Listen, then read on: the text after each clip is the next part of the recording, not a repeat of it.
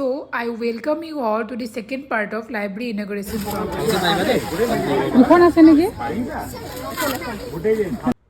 ল'ৰা ছোৱালীখিনিৰ কাৰণে আমি তিৰপল লৈ আহিছিলোঁ সিহঁতৰ পঢ়াৰ সুবিধাৰ্থে আৰু এই কণ ল'ৰা ছোৱালীখিনি ডেৰ হেঁচা নাছিৰুদ্দিন ছাৰ সকলোবোৰ ব্যস্ত হৈ পৰিল তিৰপলখন ভালদৰে পাৰাত চ' ডেট সকলোৱে বহি ভালদৰে প্ৰগ্ৰেমটো কৰিব পাৰে।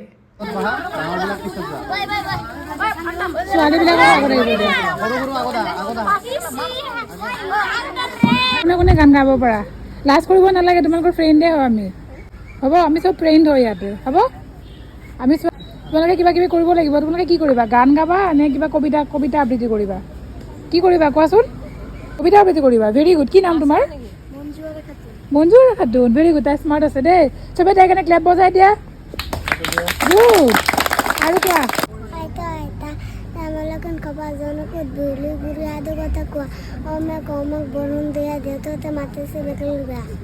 Very good. তুমি কোনটো কবিতা আবৃত্তি কৰিবা? কি নাম? অকণমান ডাঙৰকৈ দিব মাতটো। কোৱা। আশা আশা ইমান আশা লাগে ইমান ভাল পৃথিৱীখনৰ ঘৰ আশা তাৰে চাল বেলি পৰিল গুড গুড গুড গুড। বঢ়িয়া। আৰু আমাৰ এই অনুষ্টুপীয়াকৈ কৰা মিটিংখনত সভাপতিত্ব কৰে মৈদান ছাৰে। মনোযোগ দি পঢ়িবা, পঢ়াৰ সময়ত অকল পঢ়িবা, বাকী কথা বাদ। খেলাৰ সময়ত অকল খেলিবা। খেলা ধূলা কৰা নে নাই? এনে কি খেলা? ফুটবল,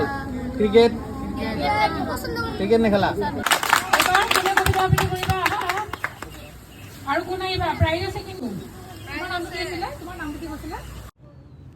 আৰু মঞ্জুৰাই গালে অসম আমাৰ ৰূপহী গুণৰো নাই শেষ ভাৰতৰে পূৰ্ব দেশত সূৰ্য উঠা দিশ। উদ্দেশ্যটো হ'ল তোমালোকৰ ভয় ভাঙা।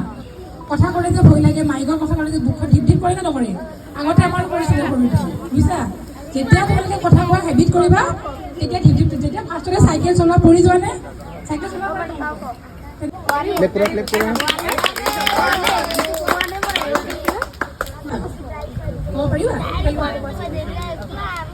হয়, আমাৰ এটাই উদ্দেশ্য ইহঁতৰ যাতে ষ্টেজ ফবিয়া সম্পূৰ্ণকৈ নাইকিয়া কৰিব পাৰোঁ।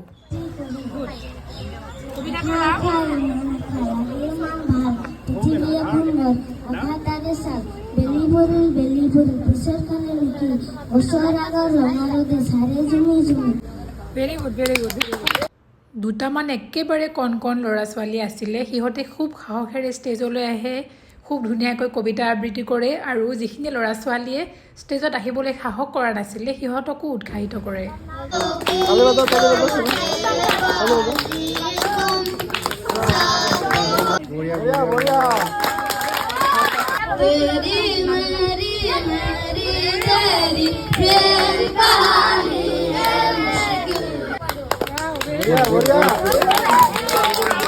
আৰু এনেকৈয়ে দুজনমানে সাহস কৰি আমাৰ এই অনুষ্টুপীয়া মঞ্চখনলৈ আহে, কবিতা আবৃত্তি কৰে, কোনোবাই গান গায় আৰু দুজনমানে লাজ কৰিছিলে আৰু মই নিজে ওচৰত গৈ সিহঁতৰ লগত বাৰ্তালাপ কৰিলোঁ, বিভিন্ন ধৰণৰ কথা পাতিলোঁ, কুৱেশ্যনছ কৰিলোঁ, সিহঁতৰ এইম ইন লাইফ সুধিলোঁ আৰু খুব ধুনীয়াকৈ আনচাৰ দিছিলে। আপুনি আচৰিত হ'ব।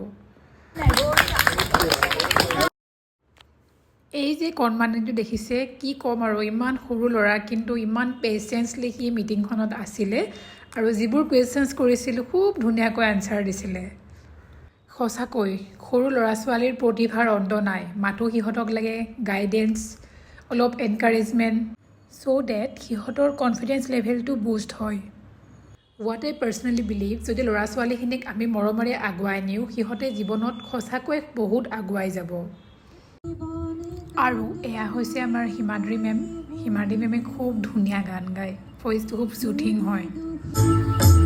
যদি জীবনে কান্দে নাই বুঝি, যদি দুঃখতে উড়ে ধরণী ধুলি, নিরাশায় আশাবোৰ ভাঙিব খুজিলে হয় দুৱাৰী ভুলতাবা।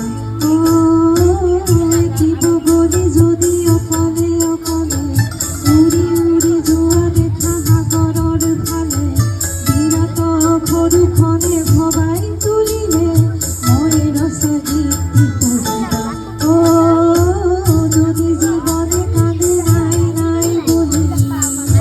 আমি সকলোৱে খুব মনোযোগেৰে হিমাদ্ৰী মেমৰ সুমধুৰ কণ্ঠৰ গান উপভোগ কৰিলোঁ।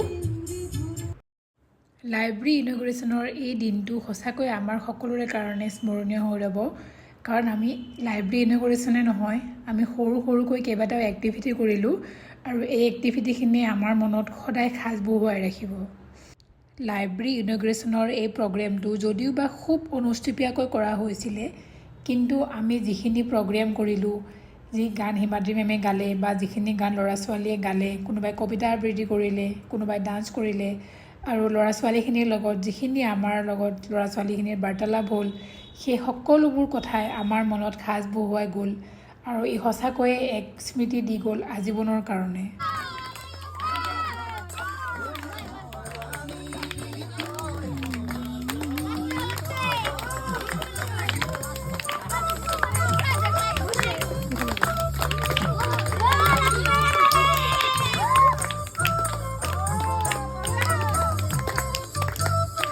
সপোন নাথাকিলে মানুহৰ জীৱনটোৱে বৃথা হ'ব সঁচাকৈ সপোন অবিহনে জীৱন অৰ্থহীন প্ৰাইজ ডিষ্ট্ৰিবিউশ্যন আৰু লঘু আহাৰ বিতৰণৰ মাজেৰে আমাৰ এই লাইব্ৰেৰী ইনগ্ৰেশ্যনৰ প্ৰগ্ৰেমটো সামৰণি মাৰিলোঁ সকলোলৈ অশেষ ধন্যবাদ